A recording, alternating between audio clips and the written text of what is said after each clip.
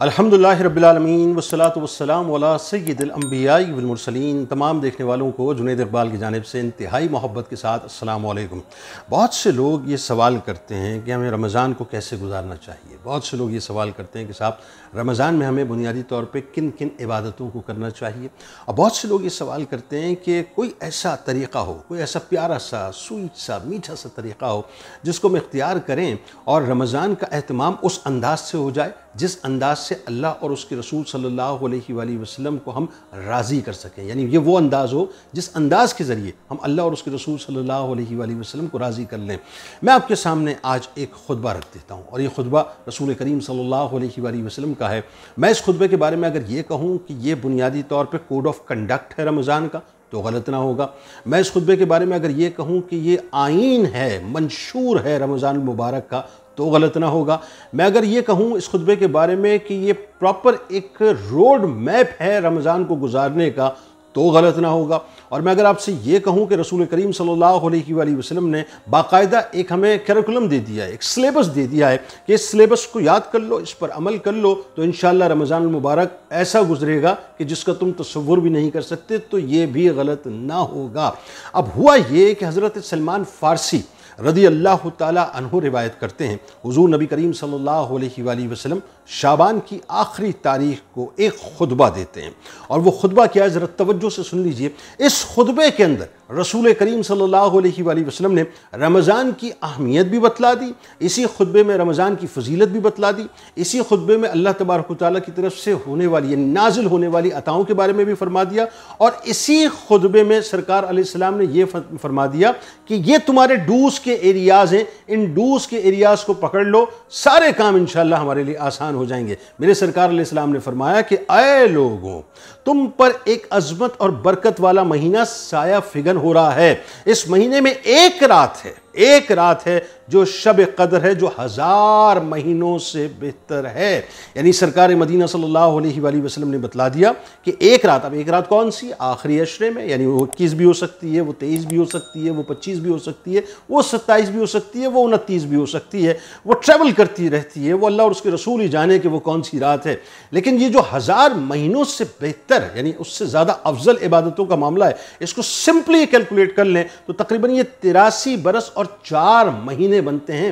यानी एक रात जिसने पाली ना, सिर्फ एक रात, सिर्फ एक नाइट की बात कर रहा हूं मैं, एक नाइट अल्लाह को राज़ी कर लिया और वो नाइट जो है बुनियादी तौर पे शब कदर अगर हो गई इंशाअल्लाह, तो जहन में रखिएगा अल्लाह तबारक व तआला आपको 83 बरस और 4 महीनों का सवाब अता करेगा। उसके बाद सरकार फरमाते हैं कि इस महीने के रोज़े अल्लाह तबारक व तआला ने फ़र्ज़ किए और इसकी रातों में क़याम को गैर फ़र्ज़ यानी सुन्नत किया। और जो शख्स इस मुबारक महीने में अल्लाह की रज़ा और उसका क़ुर्ब हासिल करने के लिए कोई गैर फ़र्ज़ इबादत करेगा तो उसका सवाब दूसरे ज़माने के फ़र्ज़ नेकी के बराबर मिलेगा। और इस महीने में फ़र्ज़ नेकी का सवाब दूसरे ज़माने के 70 फ़र्ज़ों के बराबर मिलेगा।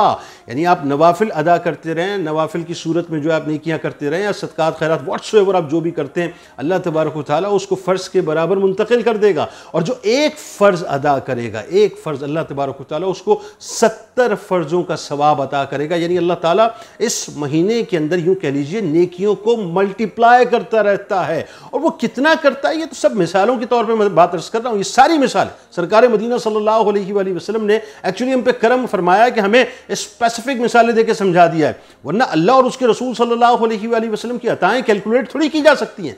वो तो साहब इतनी है जिसका शुमार ही नहीं किया जा सकता। उसके बाद सरकार अलैहिस्सलाम ने फरमाया कि ये सब्र का महीना है और सब्र का बदला जन्नत है। यानी हमें चाहिए कि हम इस महीने के अंदर सब्र करें। कोई मुसीबत आ जाए, कोई आजमाइश आ जाए, कोई परेशानी आ जाए, शिकवा ज़ुबान पे न लाइएगा।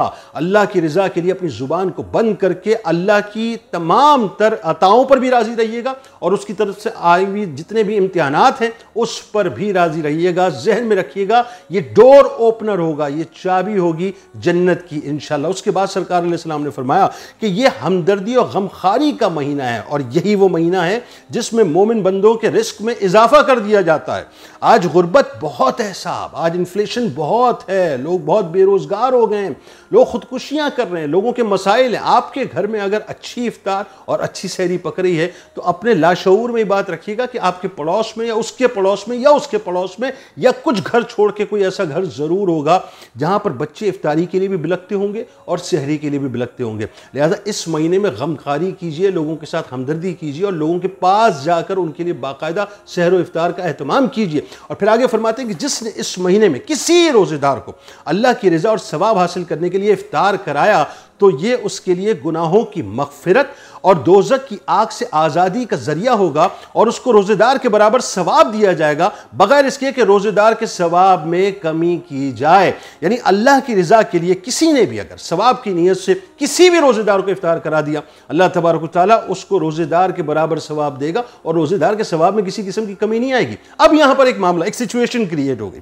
سچویشن یہ ہوئی کہ آپ صلی اللہ علیہ وآلہ وسلم سے عرض کیا گیا کہ یا رسول اللہ صلی اللہ علیہ وآلہ وسلم, ہم میں سے ہر ایک تو افطار کرانے کا سامان جو ہے وہ مہیا نہیں کر سکتا, یعنی بہت سے ایسے لوگ غریب ہیں تو اس عظیم ترین ثواب سے تو محروم ہو جائیں گے. ظاہر صحابہ میں بہت سے ایسے صحابہ تھے جو غریب تھے, جو مالی طور پہ مضبوط نہیں تھے, لیکن وہی بات ہے وہ بیسیکلی نیکیوں پر حریص تھے, ان کو تو نیکیوں سے غرض ہوا کرتی تھی. اب سرکار نے اتنا بڑا فرمان جاری کر دیا کہ اللہ تبارک و تعالیٰ جو ہے اتنا ثواب عطا کرے گا, تو ظاہر ہے ہر صحابی یہ چاہتے تھے کہ ہم کچھ نہ کچھ حصہ ڈالیں, لیکن بہت سے ایسے تھے جو غربت کی وجہ سے نہیں کر سکتے تھے. تو سرکار علیہ السلام سے سوال کیا تو قربان جائیے رحمت للعالمین پہ. سرکار علیہ السلام نے فرمایا کہ اللہ تبارک و تعالیٰ یہ ثواب اس شخص کو بھی دے گا جو ایک کھجور, تصور کر سکتے ہیں, ایک کھجور یا دودھ کی تھوڑی سی لسی یا صرف پانی کے ایک گھونٹ پر کسی کو افطار کروا دے.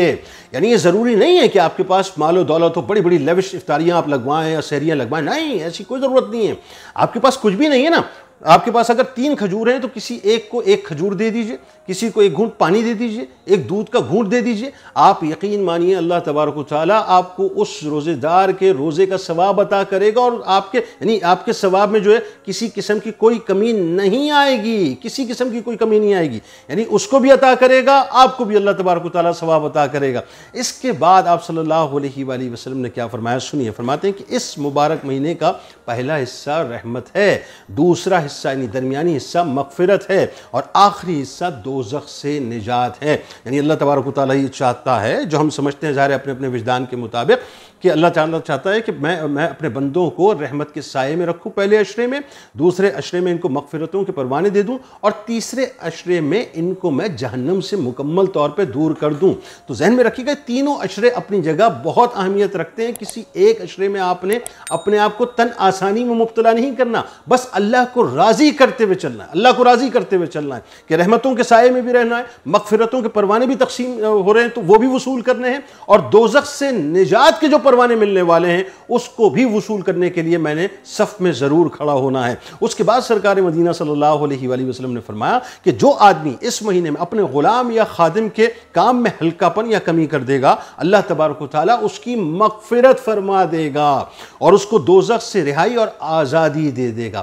آپ کے سب آرڈینیٹس ہیں, آپ کے غلام ہیں, آپ کے یہاں میڈ کام کر رہی ہے, آپ کے یہاں شوفر ہے, آپ کے یہاں کوئی سویپر ہے, کوئی بھی کام کرنے والا ہے, آیا ہے, ماسی ہے, کچھ بھی ہے, اس کے کاموں میں تخفیف کر دیجئے, کمی کر دیجئے, ہو سکے تو اس کو تھوڑا سا ریلیکسیشن دے دیجئے, اس کو مطلب ہلکا کر دیجئے. یاد رکھیے, ذہن میں رکھیے گا اس بات کو, رسول کریم صلی اللہ علیہ وآلہ وسلم کا فرمان ایک ایک لفظ حق ہے اور سچ ہے, اس کے علاوہ اور دوسری کوئی بات نہیں ہے.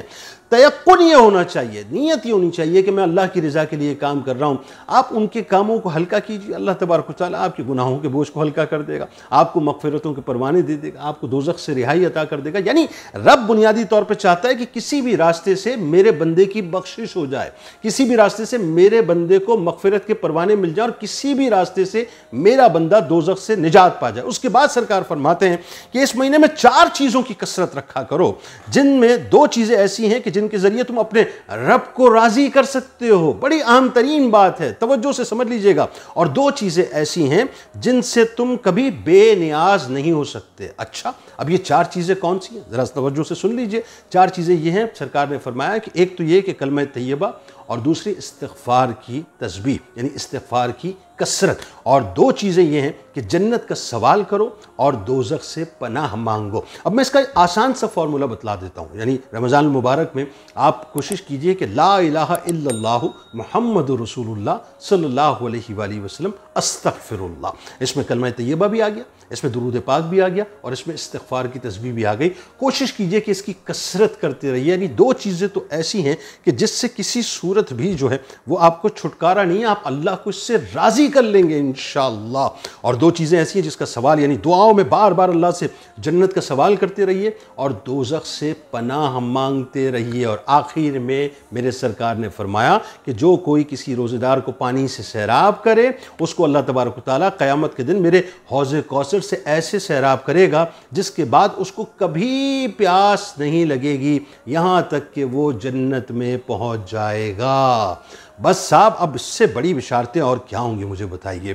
آپ کے پاس کچھ نہیں ہے نا، پانی کا گلاس تو ہے، پانی کا گلاس روزے دار کے لیے وہ پیش کر دیجئے، اس تیقن کے ساتھ کہ حوض کوثر کے مالک جب کل جام کوثر انشاءاللہ اپنے دست مبارک سے تقسیم کریں گے تو ان کے پاس آپ کا نام، آپ کی ولدیت نوٹ ہوئی ہے کہ آپ نے ان کے ایک امتی کو کسی موقع پہ، کسی رمضان میں، کسی افطار کے موقع پہ پانی کا ایک گھونٹ پلایا تھا، ایک گلاس پلایا تھا۔ آج وہ جب آپ کو سیراب کریں گے تو پھر انشاءاللہ آپ کو کبھی بھی پیاس نہیں لگے گی۔ کیسا لگا آپ کو یہ منشور؟ یہ آئین وہ ہے صاحب کہ اگر اس آئین پہ، اس منشور پہ، میں اسے منشور کہتا ہوں، یہ خطبہ بیسیکلی منشور ہے تمام امتیوں کے لیے، اس منشور پہ عمل کر لیجئے، انشاءاللہ رمضان ایسا گزرے گا جس کے بارے میں آپ تصور بھی نہیں کر سکتے۔ اللہ تعالیٰ آپ کے ہمارے ہر ایک عمل سے راضی بھی ہو جائے اور ہمیں رمضان المبارک کو ایسے گزارنے کی توفیق عطا فرمائے جیسے گزارنے کا حق ہے۔ اس دعا، اس امید، اس یقین کے ساتھ اجازت دیں کہ اللہ تعالیٰ آپ کا، ہمارا، ہم سب کا حامی و ناصر ہو۔ اللہ حافظ۔